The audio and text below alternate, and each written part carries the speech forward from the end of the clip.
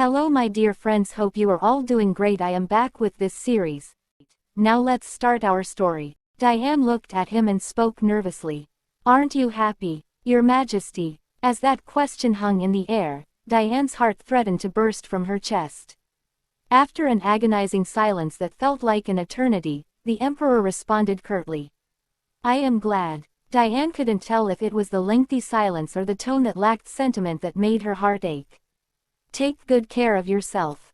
Without hesitation, the Emperor turned his back and exited the room. Diane stared at the door he left through, her face reflecting devastation. For some inexplicable reason, she felt like letting out a sob, so she covered her mouth. Her wide, azure eyes brimmed with endless uncertainty. Her heart pounded so violently that it was almost painful.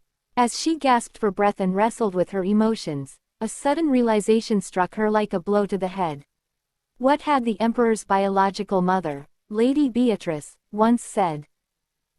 Despite giving birth to her son, her heir, Lady Beatrice, had never been officially acknowledged as the Emperor's mother.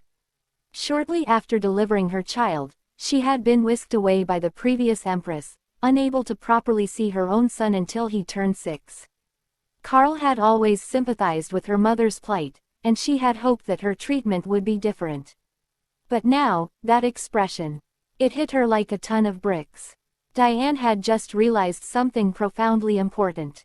Even after ascending to the throne, Karl had never rectified the record regarding his biological mother, Lady Beatrice. He continued to be recorded as the adopted son of the previous Empress, with no mention of Lady Beatrice. Even though he had the power to change it, he hadn't. What did it all mean? Why had she only just grasped this now? Had she been seeing only what she wanted to see? The possibility Diane couldn't bear to contemplate loomed in her mind. Could it be that Karl Ulrich didn't want a child with her? Would he give her child to the Empress, just as the previous Emperor had done? And would he erase every trace of her as the biological mother, just like his predecessor had done? Empress. He would hand the child over to that woman. Diane's eyes welled up with tears, and she clung to her belly, curling her body into a fetal position.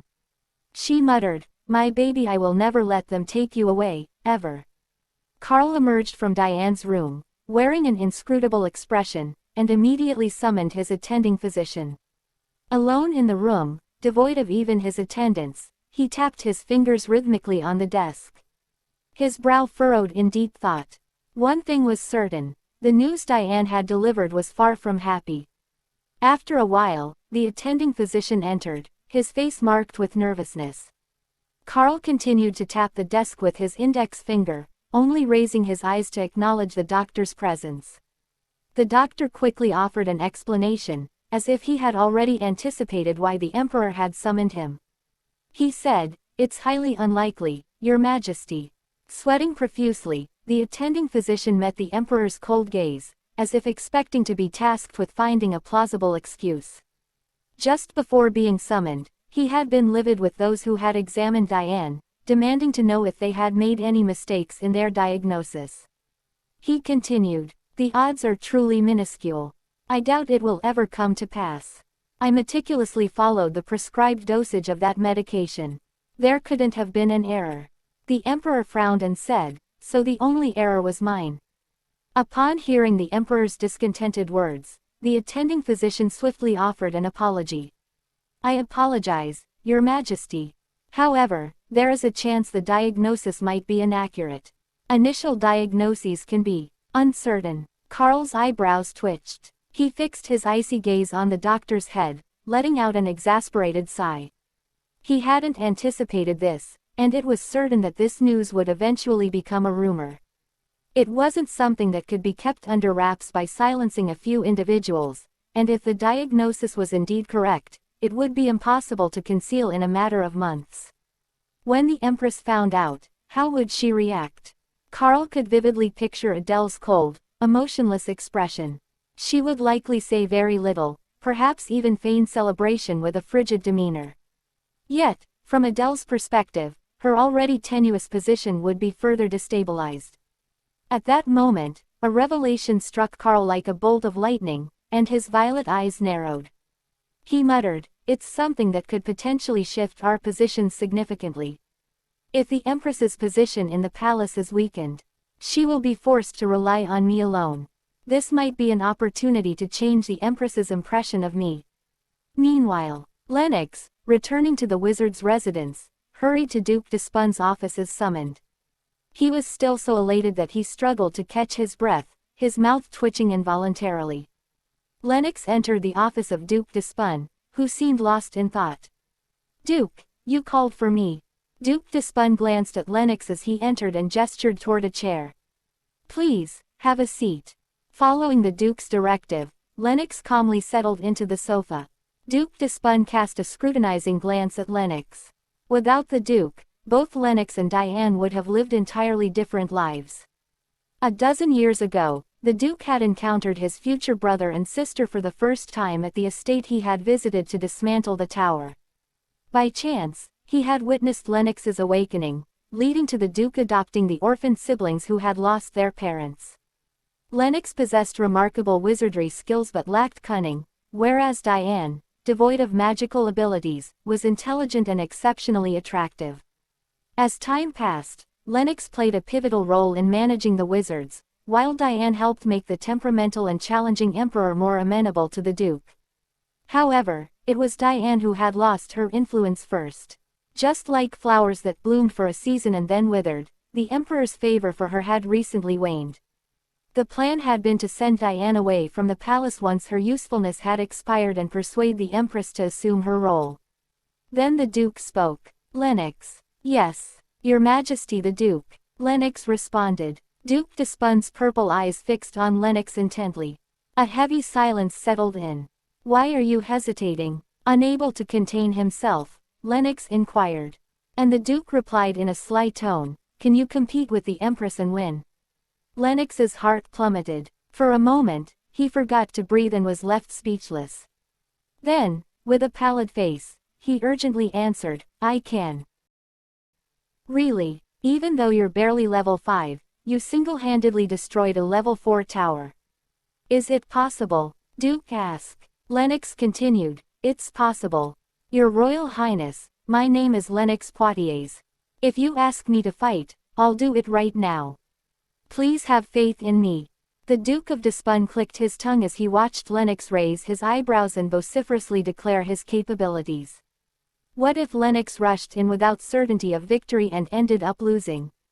If Lennox had been more astute, he might have responded that he would control and manage the wizards regardless of the Empress's abilities, rather than boldly proclaiming his ability to perform feats like this.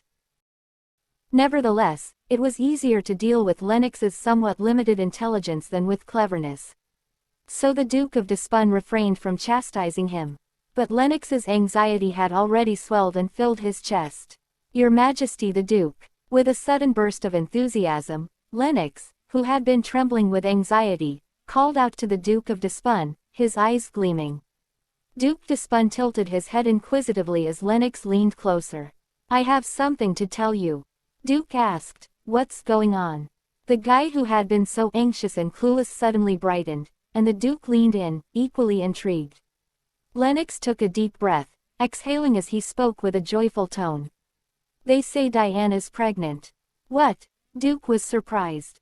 "Diane, they say she's carrying Your Majesty's child. Diane is pregnant."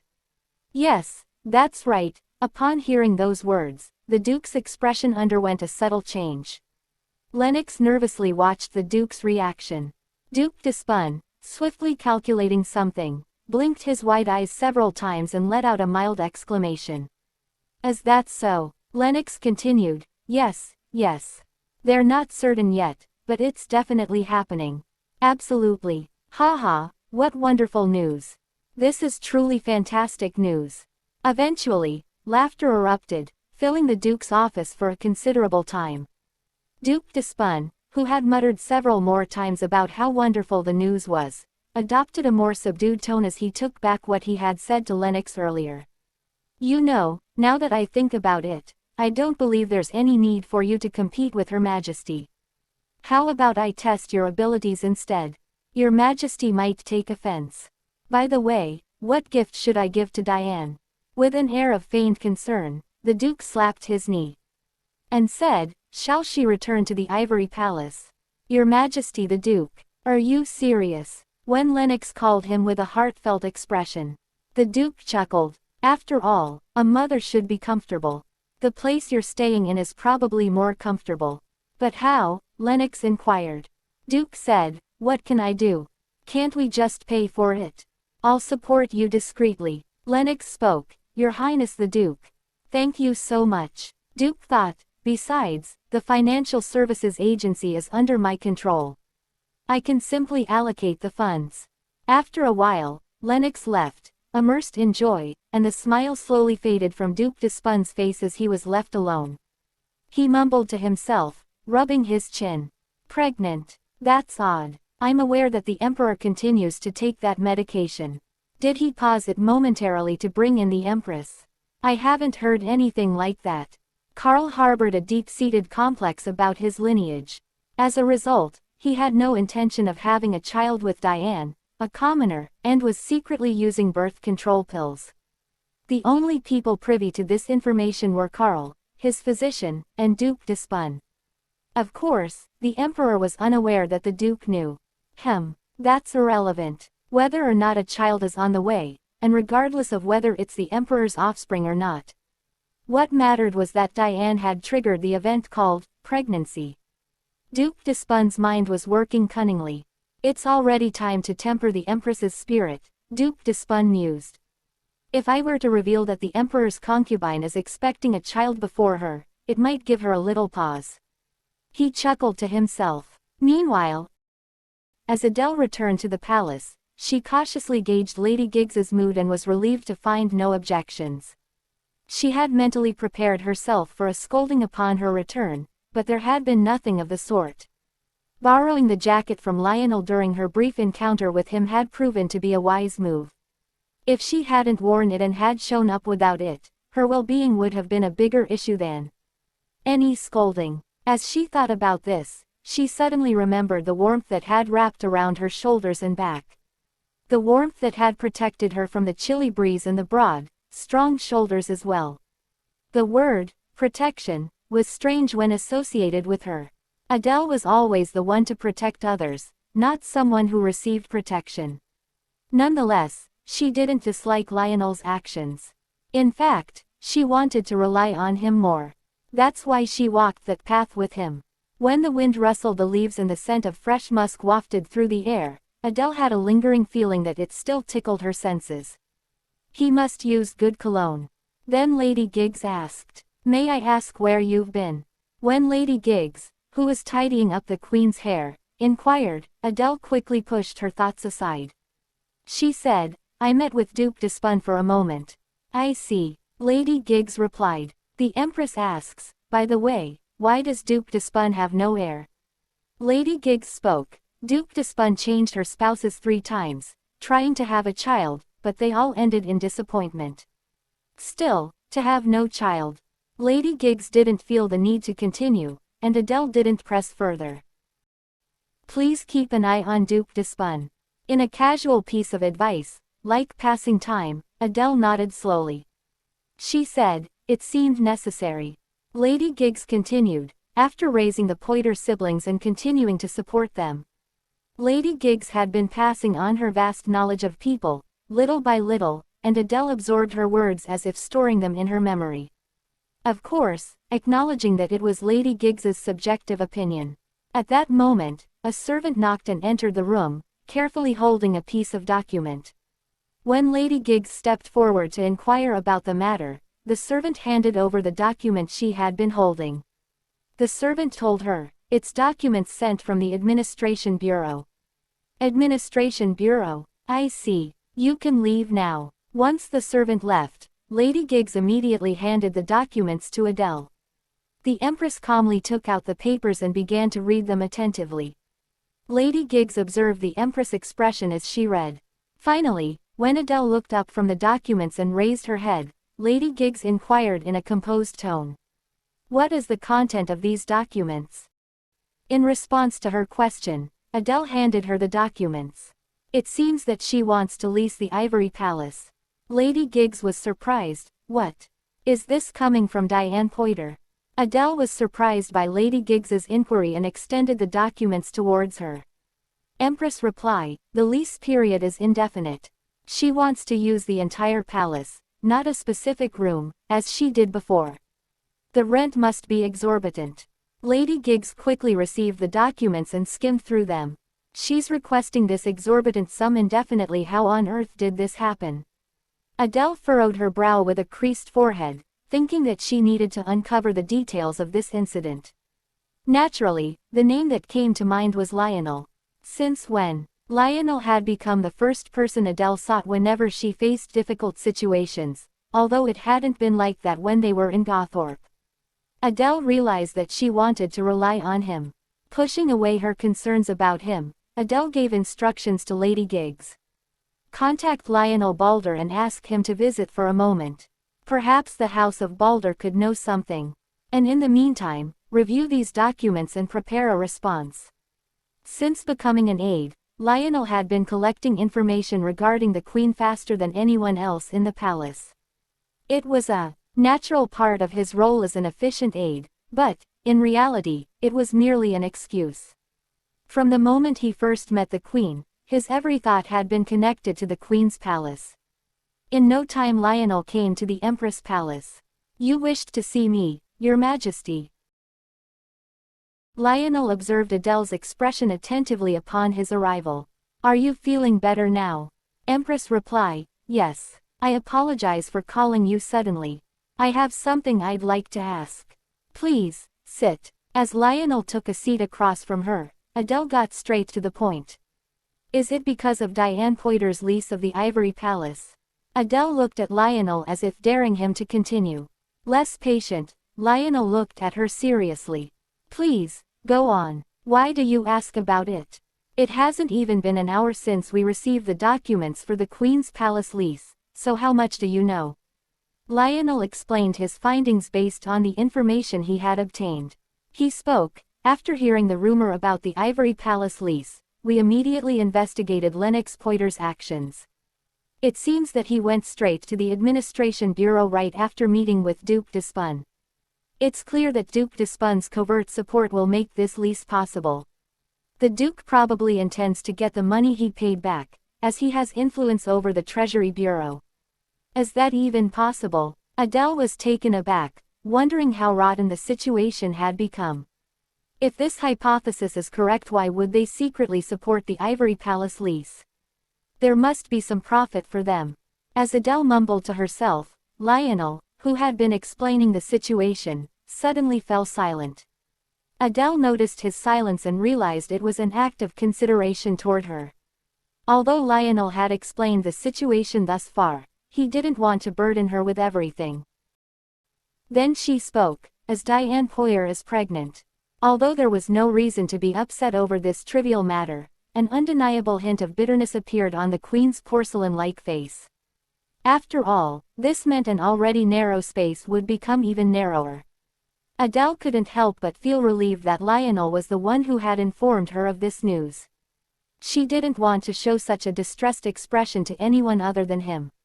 Are you all right? As Lionel had scrutinized Adele persistently, his heart ached like a festering wound. The overwhelming feeling of defeat he had experienced on that day was boiling inside him again. Lying on the bed, he had been unable to do anything other than watch the Empress by the Emperor's side, occupying the place that had been etched into a corner of his heart. Although he could have offered anything, it was merely a heartfelt longing, as the Empress belonged to the Emperor in reality. If the Queen was in pain or hurt due to the Emperor, what could Lionel possibly do for her? He had to turn his gaze away and look toward the side. Meanwhile, Adele had managed to regain her composure. She didn't want to appear as if she were eager to produce an air as if her life depended on it, crushed by this news. She deliberately straightened her shoulders and spoke casually. It should be all right, shouldn't it? If the Empress, who had quickly returned to her calm and composed self, looked even more pitiable than when she had been searching for her fellow comrades from Gotrov, was that too presumptuous of a thought? As Lionel and Adele exchanged glances filled with their respective emotions, their eyes met in the empty space. Meanwhile, The rumors surrounding the Lady of Despun spread like wildfire through high society. People couldn't help but buzz with excitement over Diane's pregnancy, even those who had no interest in such gossip. Alongside this, news that Diane Poitiers had leased the entire Ivory Palace was also making waves. Emperor asked, "She leased the entire Ivory Palace?" Carl paused his work and raised an eyebrow. "Yes, Your Majesty," the attendant confirmed. After a brief silence, Carl narrowed his eyes and fixed his gaze on his aide. He asked, "Do you think the news of Diane's pregnancy has reached the Empress's palace?" "It's quite likely, don't you think?" The aide responded. Carl tilted his head in contemplation, then suddenly rose from his seat. "Fetch my coat. I'm going to the Empress's palace." As Carl hurried towards the Empress's palace, his steps quickening with every stride, he couldn't help but imagine the icy reception he would receive from the Empress. She was undoubtedly furious. Of course, she would be in a foul mood, cornered in her own palace as she was. But in this situation, who could help her? Lionel Balder. From what he'd heard, that scoundrel had led the Empress into the squalor of the slums. Surely the Empress hadn't willingly gone there herself. She must have simply wanted to observe the lives of ordinary people. Adelaide must have figured it out by now. Lionel Balder, that man, wouldn't be of any significant help to her. Moreover, what good could a mere aide do for the Empress, whose position was precarious due to the succession issue? Carl couldn't help but smirk. The only person who could truly assist her was the Emperor. Adelaide was smart, she must be aware of this fact.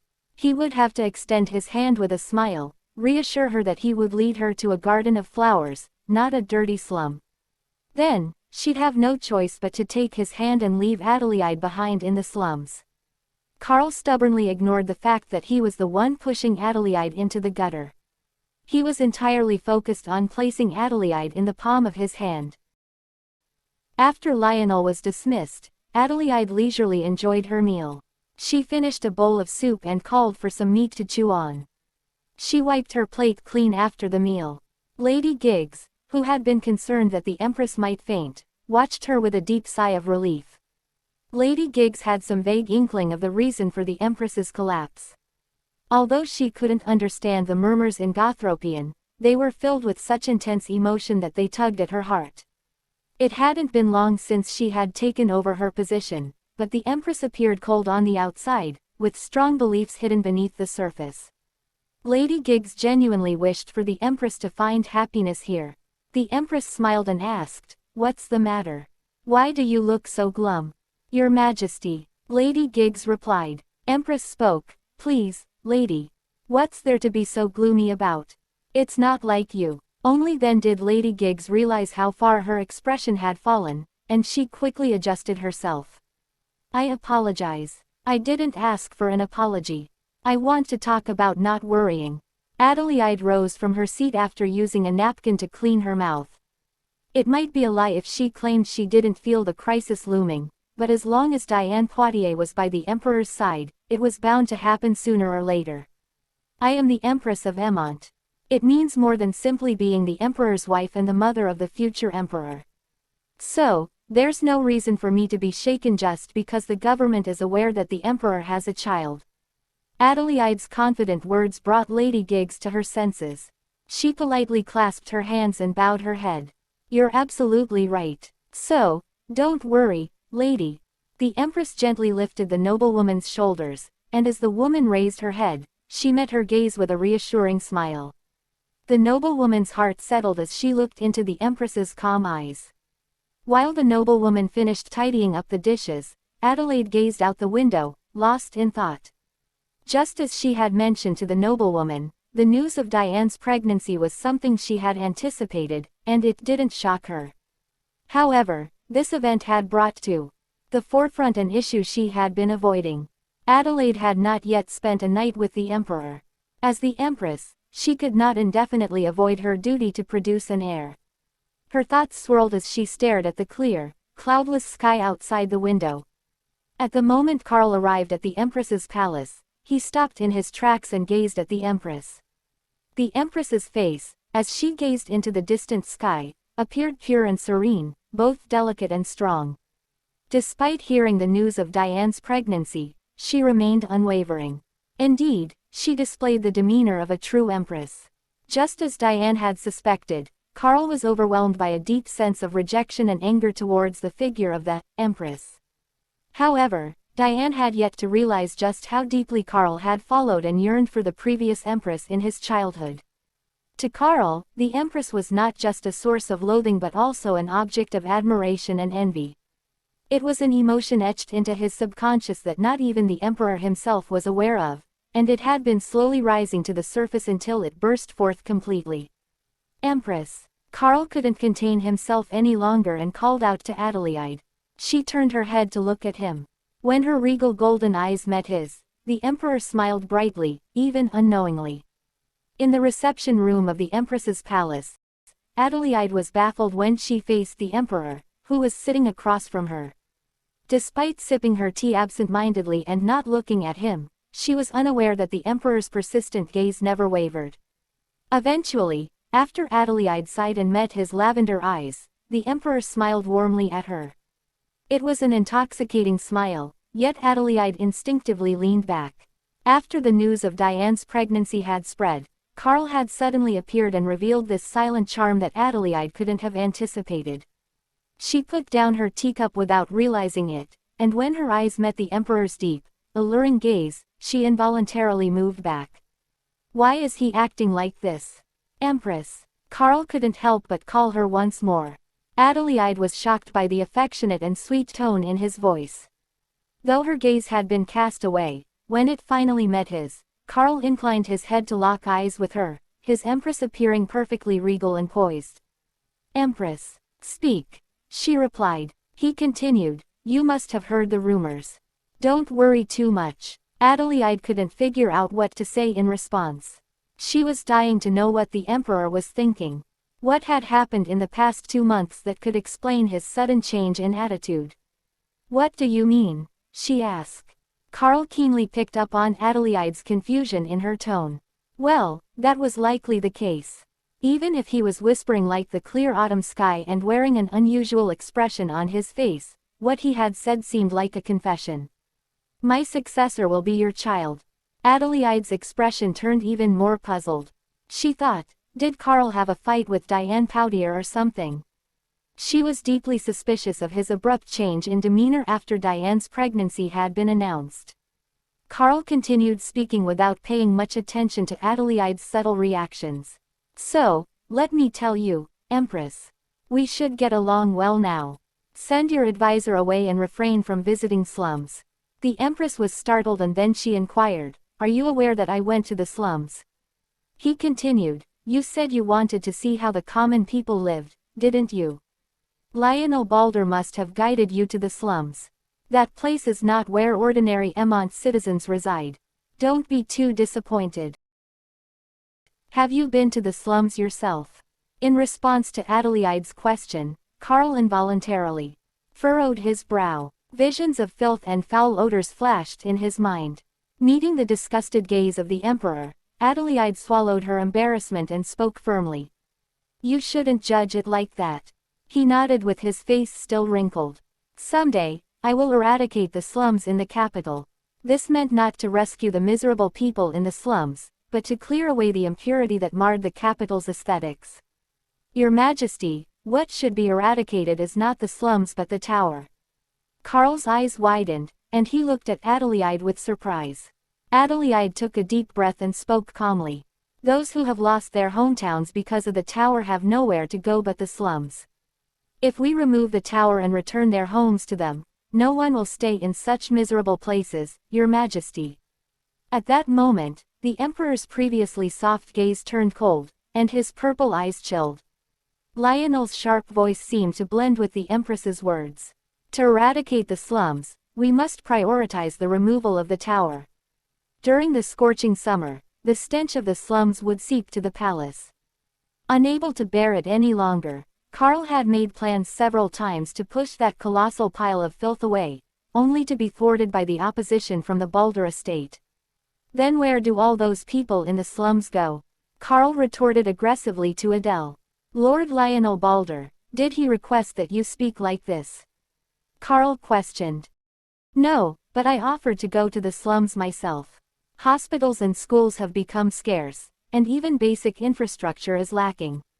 I've heard that such slums are rampant across the entire empire. Your Majesty, you must remove the tower, Adele insisted.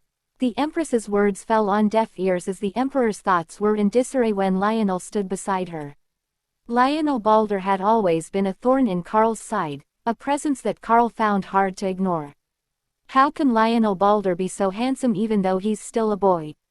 His bloodline is impeccable, and his abilities are exceptional. If I had one more daughter, I would undoubtedly betroth her to Lionel Balder. The previous Empress held a special affection for the Balder brothers. She hardly bestowed any affection upon Carl but always favored them. She was also the one who pushed for the engagement between Elizabeth and Theseus.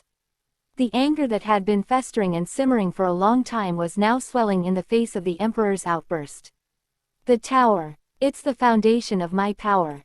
Do you think the nobles would bow their heads to me if it weren't there? The Duke of Despun's whisper sounded as deafening as a bell. To your Majesty, who hails from humble origins, would the nobles bow their lofty heads? You should hold the leash firmly with the tower, Adele thought in response. The Emperor's stubbornness was approaching a fit, and Adele felt suffocated by it. Was this really what the Emperor wanted to say? It was so pitiful that it made her seethe with anger. Empress reply, how can disaster be the foundation of power? The residents of the slums have lost their means of living and can't pay taxes. Is there anything more detrimental to your power than a dwindling tax-paying population? That's enough. Stop now, the Emperor said, turning his head away, clearly unwilling to hear more. Adele, in response, abruptly stood up and walked angrily to one corner of the study. She fetched a rolled-up map, pushed a teacup aside, and laid the map flat on the table. The map was covered in red ink marks. Carl glared at Adele with an intense gaze, but she paid no attention and pointed at the map with her hand. Please, do you know what this is? Adele stared at the Emperor with piercing eyes. It's a map indicating the influence zones of the tower. Look at how many safe areas there are beyond the reach of the tower and the demons. Is this not a hell? Carl's gaze, which had been locked on Adele, slowly descended to the map. With the situation as it is, how do you plan to eradicate the slums in the capital? If you remove them, where will the people who live there go? Is this not tantamount to a death sentence? Adele pleaded earnestly to the silent Emperor. Actively remove the tower. If you wield your power as a guarantee for the lives of the people, that blade will surely return to you, Adele implored, waiting anxiously for his response. It wasn't just for Egmont's sake but also for herself as the Empress. Even if it was just to fulfill her duty as the Empress, if not love, Adele didn't want to harbor any hatred toward the Emperor. After all, she had been exiled to this place, as if she had been demoted from the position of the Gottrov princess. Adele spoke once more, earnestly. Please, remove the tower. I will assist you. The Emperor, who had been silently gazing at the map, slowly lifted his head. Please say that you understand. Adele swallowed hard, feeling how the brief moment stretched into an eternity. But when she finally locked eyes with the Emperor, she sensed cold sweat trickling down her back. The determination in his eyes was contrary to her hopes. He spoke, didn't I tell you? The tower is the foundation of my power. If it's gone, do you think you'll be safe, even if the Balder estate made some agreement with you at that time? The Emperor concluded, rising from his seat and alternating his dispassionate gaze between the map and Adele. It truly is incomprehensible. Why do you force yourself into such a harsh environment? It should be much more comfortable if you just take my outstretched hand.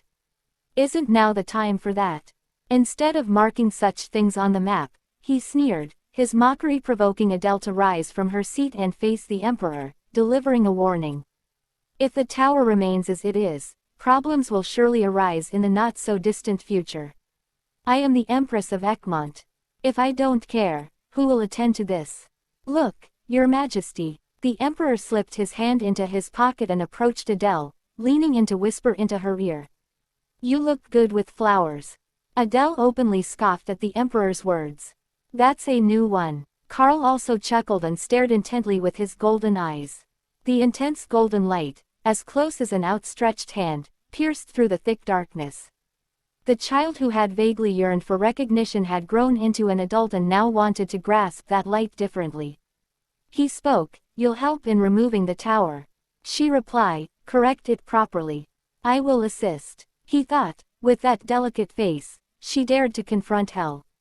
Even if she had destroyed the tower on her own, wasn't it just an intermediate tower? She would have received various treatments even during her tours in Gotrov. Very well, let her give it a try. He continued speaking, "Very well. Then, Empress, the next time the tower descends, you shall take the lead. I shall send you to the forefront." Her challenging golden eyes harbored no fear. "That's what I wanted." The emperor twisted his lips. What did she want? Fine, push her into the harshest place, then. Make sure she can't say that she'll do it again with those pretty lips. Our story ends, my dear friends. Thanks for watching. Please comment and like our video. This will help us.